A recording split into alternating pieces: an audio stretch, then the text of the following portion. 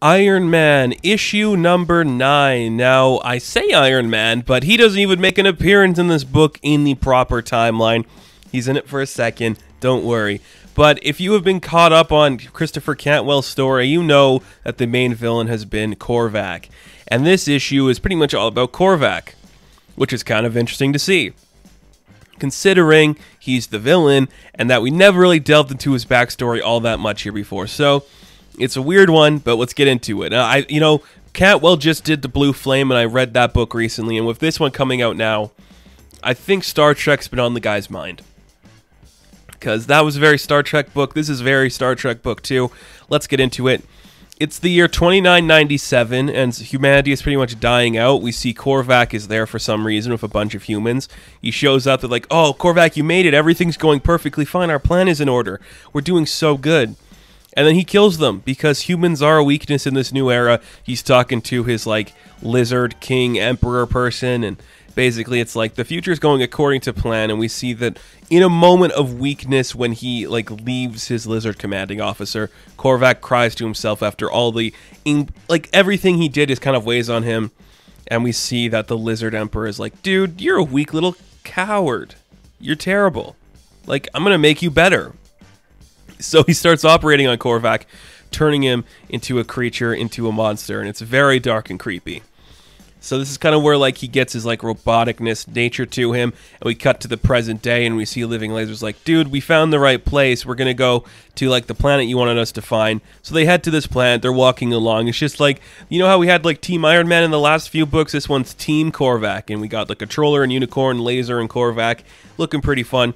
They find this weird monolith looking puddle in the water. Korvac tries to break through to it, and when he breaks through into it, we see that inside is a person. And he's like, "Why did you come here? I don't care who you are. I came to this place to calm down and have some peace. I just want to be left alone." And we realize that the person who has been inside this place is none other than Jim Hammond, the original Human Torch. And I'm like, whoa. Didn't we just see him in Invaders 2 years ago? What's he doing on this planet? Because last I checked, he didn't go to this planet in that book. I loved that Invaders book, by the way. That was really cool. And that actually gets brought up in here. So we see that this Jim Hammond is still wearing the really crappy AI robotic weird suit that Tony built for him after that story. And it's kind of oh, look, Tony built another suit that's useless and doesn't do anything to help him. Classic Tony Stark, just leaving an actual creature to die in the woods, pretty much. And I'm just going to call him Hammond. Hammond's like, "What are you talking about, you crazy son of a bitch? I just wanted to be alone. Whatever it is you have here to offer me, I don't give a shit." And the idea comes into play that when the original Human Torch was created, he was considered to be Atom I, which is Atom 1. And now Korvac is expected to be the example of Atom 4. So they're technically brothers in AI terms and robot terms, and it's okay, that's great, buddy, but what the hell are you doing here, you bald freak? He's like, "Dude, I came to find you. I traveled halfway across the galaxy for you. I need you. I want you to come with me.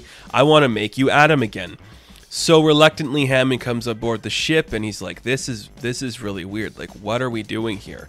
And we see that Korvac's like, "I understand you have your reservations and you don't really trust me. I get it. I've gone by many names and a lot of people think me weird, but I honestly, because you are my brother, I want to help you achieve the goal I'm achieving, and I can make you into the best version of yourself you've ever been if you trust me." It's no more betrayal, no more bullshit from Tony Stark. I'm going to make you the best version of yourself if you would trust me. And Hammond just kind of reluctantly goes, "I guess I do." And this is weird because when we last saw this version of Jim Hammond, it was in those Invader comics, and they were great. And just that Jim was kind of comfortable with who he was, so I don't know why he came here to do this stuff. But maybe we'll figure it out. So we see Korvac actually builds him his body back, and he starts to look like a normal version of an AI, of the sentience he once was. And basically we're like, okay, we're going to show Hammond how Korvac got his vision. Now, it gets a little complicated here because, of course it does. It's Korvac. This character is not really easy to pinpoint. So, he's in the future, he's in the past. And we cut back to many years ago, kind of before everything happened. And this is kind of the origin story for Korvac wakes up in bed with his lady. He's kind of freaking out. She's like, dude, you're going to bring the world to a harmless place. You got to relax. And we see that he's comfortable, but there's like a knock on the door, so he gets up to see what it is, and we see that it's all of the Avengers just standing around in their classic uniforms like, dude, sorry to bother you, but something in your house might pose a great peril to the future of mankind, and we just need to see what it is. So the Avengers come in, and they're just like, okay, well, let's figure out what's going on here.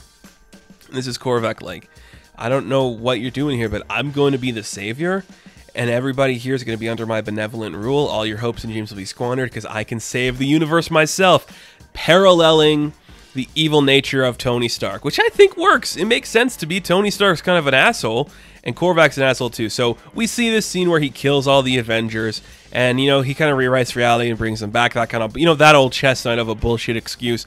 It happens, and when they wake up, it's like Hammond saw the visions that Korvac showed him about this stuff, and he's instantly like, dude, you killed the Avengers. You are not a good dude.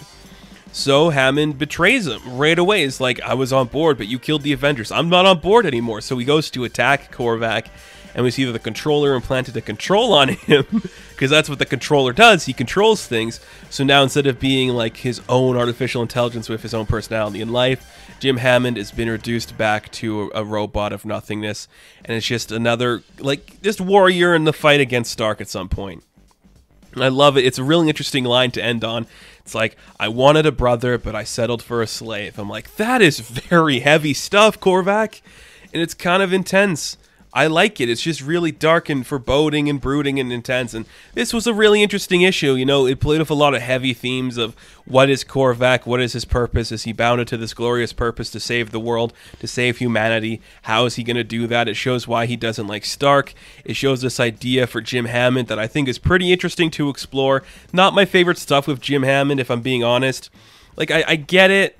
You want to show, like, another robot creature that's affected by Tony Stark. It's just like, when we last saw the Human Torch, he seemed to be okay with the way things have gone for him. So this is just kind of like a weird outburst for him. But whatever. It's a Korvac story, and it plays like a Korvac story. It's very arrogant, very intense. And it's like, these are the characters that Cantwell likes to write. Your Doctor Dooms, your Tony Starks, your Reed Richards. And they work really well. So it's a fine, solid issue. It plays with a lot of heavy themes on sentience and control, and, you know, being a good guy, what it means to be good, what it means to be bad, and gives Korvac a little more depth than he ever had before. On top of Cafu's art, it looks fantastic, a very solid book. It's going to make a lot of people happy, I can guarantee you on that. So, Iron Man issue number 9, I am going to give a 7 out of 10. Now, thank you guys for watching this review. Be sure to like and subscribe to the channel. As always, you can check me out on Instagram, Patreon, Twitter, all that good stuff. And I will catch you in the next one. Have fun. Stay safe. Good luck.